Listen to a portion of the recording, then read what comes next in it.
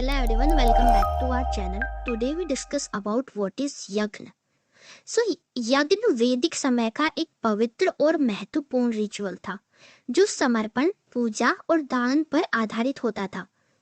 ये एक तरह का अग्नि में किया गया हवन का विधान था और यज्ञ शब्द जो है वो संस्कृत के शब्द यज्ञ से बना है जिसमें देवताओं को प्रसन्न करने के लिए आहुति दी जाती थी. यज्ञ के कुछ मुख्य पहलू होते हैं जब हम समझेंगे. पहला है अग्नि का महत्व.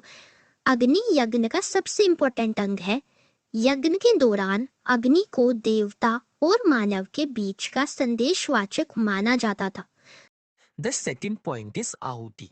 घी, अनाज, सुगंधित वनस्पति को अग्नि में समर्पित किया जाता था. इसका अर्थ था अपने सुख समृद्धि को देवताओं के लिए अर्पण करना.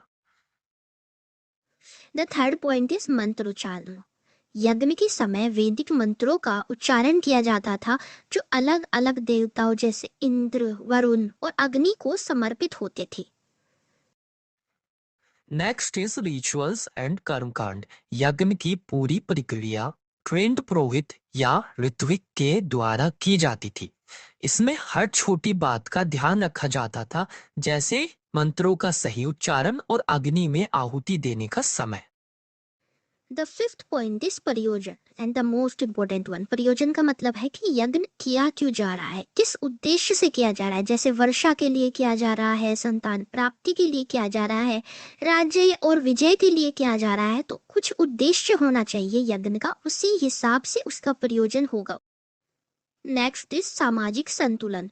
यज्ञ को एक ऐसी क्रिया माना जाता था जो पृथ्वी, मानव और देवताओं के बीच एक सामाजिक संतुलन बनाता था.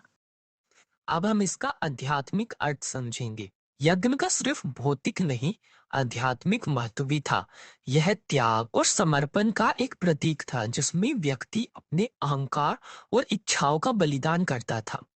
आज के समय यज्ञ को ध्यान, सेवा और निष्काम कर्म के रूप में देखा जाता है. इस प्रकार वैदिक यज्ञ एक मार्ग था जो मनुष्य को प्रकृति और आध्यात्मिक शक्तियों के करीब ले जाता था. अध्यात्म में भी इसका बहुत महत्व है और भौतिक जीवन में भी इसका बहुत महत्व है. And this is all about the video. Thanks for watching. I hope you really like this video.